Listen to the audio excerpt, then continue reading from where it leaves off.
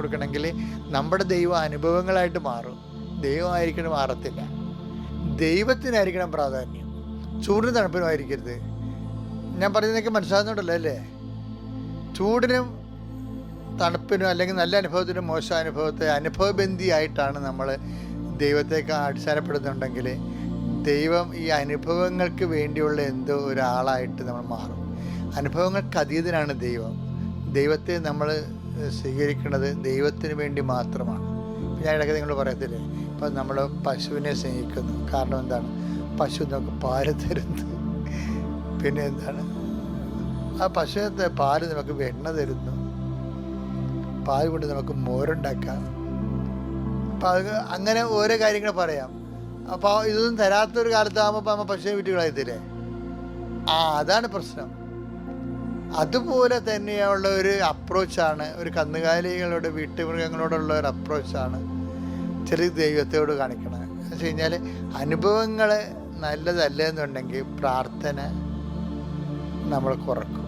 അപ്പം നമുക്കറിയാം നമ്മുടെ എന്തോ ആവശ്യത്തിന് അധിഷ്ഠാനമാക്കിയാണ് ദൈവത്തെ വെച്ചിരിക്കണമെന്നാണ്. അപ്പം നമ്മുടെ ഒരു ദൈവമാണ്. ഇപ്പോൾ ഒരു ബുക്കില്ലേ, ഗോഡ് ഓഫ് സ്മോൾ തിങ്സ്, ചെറിയ കാര്യങ്ങൾ തമ്പുരാൻ. ശരിക്കും പറഞ്ഞാൽ നമ്മുടെ വിശ്വാസത്തിലുള്ളതാണിത്. നമ്മൾ അനുഭവത്തെ അടിസ്ഥാനപ്പെടുത്തിയാണ് ദൈവത്തെ അവലംബിക്കുകയാണെങ്കിൽ നമ്മുടെ ദൈവം കുഞ്ഞു ദൈവമാണ്, അനുഭവങ്ങളുടെ ദൈവം മാത്രമാണ്. അനുഭവാതീത ദൈവത്തെയാണ് നമ്മൾ അന്വേഷിക്കേണ്ടത്. ഉടമ്പടിയിലും നമ്മുടെ ജീവിതത്തിൽ അനുഭവാതീത ദൈവം. അപ്പം ദൈവത്തെ തോന്നും ദൈവത്തിന് വേണ്ടിയാണ് അന്വേഷിക്കുന്നത്. പലപ്പോഴും അനുഭവങ്ങൾക്ക് അങ്ങനെ കുറച്ചിൽ വരേണ്ട, ദൈവത്തോട് ഇടപെടുമ്പോൾ അനുഭവങ്ങൾക്ക് അങ്ങനെ കുറച്ചിൽ വരേണ്ട കാര്യമില്ല. എന്ന് വെച്ച് കഴിഞ്ഞാൽ ദൈവത്തിനൊരു പൊതു പോളിസിയുണ്ട്.